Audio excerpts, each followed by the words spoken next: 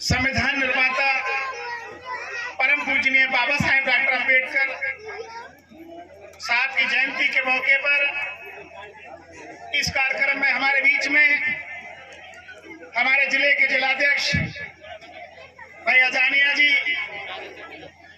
यहाँ से लोकसभा का धौलपुर और करौली से चुनाव लड़े हमारे युवा साथी भाई विक्रम जी, पार्टी के लंबे समय से पार्टी के साथ कंधे से कंधा मिलाकर काम कर रहे भाई आरिफ खान जी, मेरे इधर की साइड में बैठे हुए हमारे बहुत ही सम्मानीय साथी बलविंदर सिंह जी, हमारे के जिले के प्रभारी क्या नाम महेंद्र सिंह जी, कैलाशी जी, इधर मेरी दाईं तरफ बैठे हुए सभी हमारे पार्टी के सम्मानित साथियों, धर्मगुरु जी और इस कार्यक्रम में शिरकत कर रहे सभी मेरे सम्मानित बुजुर्ग नौजवान साथियों, माताओं बहनों, प्यारे बच्चों, आप सभी को मेरा जय भीम। साथियों, आज बड़े ही खुशी का दिन है क्योंकि हम लोग जिस महामानव की जयंती आज मना रहे हैं, उस महामानव की बदौलत ही इस देश के जो कमजोर वर्ग के लोग हैं, चाहे वो एससी के लोग हैं, एसटी के लोग हैं, ओबीसी के लोग हैं या माइनॉरिटी के लोग हैं या जो धार्मिक अल्पसंख्यक हैं, इन महापुरुष की बदौलत ही उन्हें थोड़ा बहुत इस देश में जीने का सम्मान मिला है। परम पूजनीय बाबा साहेब डॉक्टर अंबेडकर, जैसा कि आप सभी लोग जानते हैं, सन 80 से पहले बाबा साहब डॉक्टर अंबेडकर के बारे में बहुत ही कम लोगों को जानकारी हुआ करती थी। 1891 में परम पूजनीय बाबा साहब डॉक्टर अंबेडकर ने जन्म लिया और आप लोग भली भांति जानते हैं, बुजुर्गों की बात छोड़िए, युवाओं की बात छोड़िए, छोटे बच्चे भी जानते हैं, माता बहनें भी जानती हैं कि बाबा साहब का जीवन कितना दुखदायी और कष्ट भरा रहा साथियों। क्योंकि बाबा साहब डॉक्टर अंबेडकर जिस समय इस देश में पैदा हुए, उस समय इस देश में बहुजन समाज के लोगों को मान सम्मान नहीं दिया जाता था, ना उनको पढ़ने लिखने का अधिकार था, ना उनको बढ़िया कपड़े पहनने का अधिकार था, ना बढ़िया खाना खाने का अधिकार था। ये मैं इसलिए कह रहा हूं साथियों क्योंकि मैंने भी किताबों में पढ़ा है साथियों। जयपुर के पास फगवाड़ा तहसील में चकवाड़ा गांव था। उस चकवाड़ा गांव में एक बैरवा समाज के व्यक्ति का एक बुजुर्ग मर गया था साथियों। हम लोग जब हमारे बुजुर्ग एक्सपायर होते, बहुत सारे लोग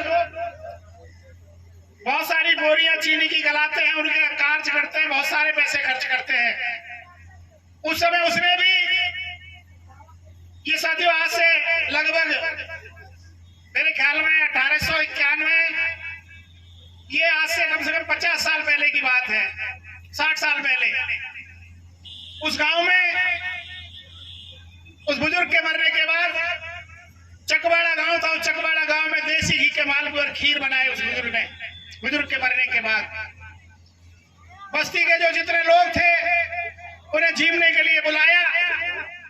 जब जिन लोगों को ऊंची जाति कहा जाता है, वैसे तो भगवान के यहाँ से सब लोग समान पैदा हुए हैं, ये जातियां यहाँ आकर नीचे ही बनी हैं।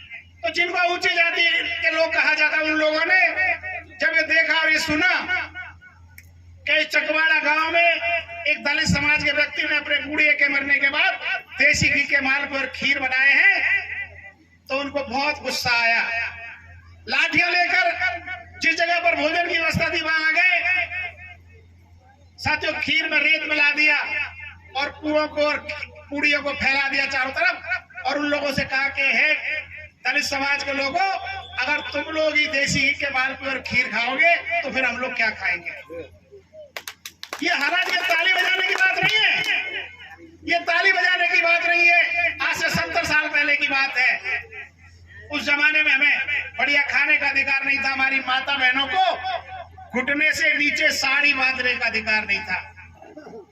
अगर हमारी कोई दादी माँ या बैठी हो तो पूछ लेना, उस जमाने में हमारी माता बहनों को गहने पहनने का अधिकार भी नहीं था। ये सारे हक और अधिकार हमें दिलाने का काम किया परम पूजनीय बाबा साहेब डॉक्टर अम्बेडकर के साथ। उस समय बाबा साहब इस देश में पैदा हुए। बाबा साहब के पिताजी ने सोचा कि इनको अच्छी शिक्षा दिलानी चाहिए।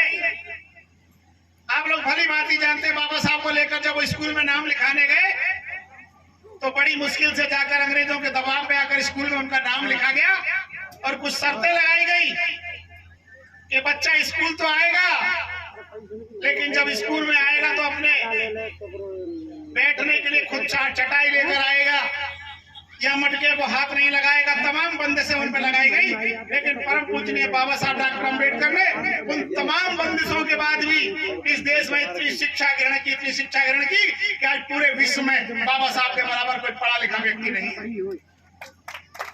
संघर्षों के बाद बाबा साहब डॉक्टर अम्बेडकर ने इस देश में शिक्षा दीक्षा ली और शिक्षा दीक्षा लेने के बाद परम पूजनीय बाबा साहब डॉक्टर अम्बेडकर को इस देश का संविधान लिखने का मौका मिला। और जब इस देश का संविधान बाबा साहब ने लिखा तो इस संविधान में सबको समान अधिकार दिए, चाहे महिला थी या पुरुष था, चाहे वो किसी भी जाति या किसी का धर्म था, सबको समान अवसर परम पूजनीय बाबा साहब डॉक्टर अम्बेडकर ने अपने संविधान में दिए। साथियों, हमें ऋणी होना चाहिए परम पूजनीय बाबा साहब डॉक्टर अम्बेडकर का।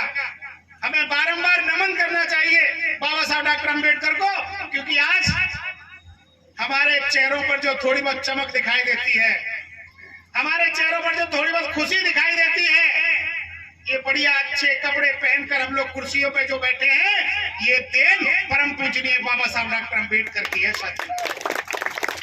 संविधान में बाबा साहब ने हमें सारे हक और अधिकार दिए। और एक बात मैं और कहना चाहता हूँ आप लोगों से साथियों, हम जब गांव में जाते हैं, शहरों में जाते हैं, कस्बों में जाते हैं, हमारे लोगों ने 4-4, 6-6 कमरे के मकान बना लिए हैं, घर में मार्बल चिप्स लगा लिए हैं, 4 पहिए की गाड़ी खड़ी है या 2 पहिए की गाड़ी खड़ी है, ये देन परम पूजनीय बाबा साहब डॉक्टर अम्बेडकर की है। क्योंकि इस देश की जो अर्थव्यवस्था है, उस अर्थव्यवस्था में इस देश में कृषि और व्यापार का सबसे बड़ा योगदान है। कहते हैं ना, ये देश कृषि प्रधान देश है। लगभग 70% लोग गांव में निवास करते हैं। और कृषि में हम लोगों के हालात क्या हैं? 2 बीघा, 4 बीघा, 6 बीघा, 8 बीघा, इससे ज्यादा है क्या? कोई ऐसा व्यक्ति बैठा है आज इस भरी महफिल में जो हाथ उठा के बताए कि मेरे पास 50 बीघा जमीन है? उठाओ जरा हाथ, कोई हाथ उठाओ जिसके पास 40 बीघा जमीन हो, कोई हाथ उठाओ जिसके पास 30 बीघा जमीन हो। 2 बीघा, 4 बीघा, 6 बीघा, 8 बीघा और 2, 4, 6 बीघा में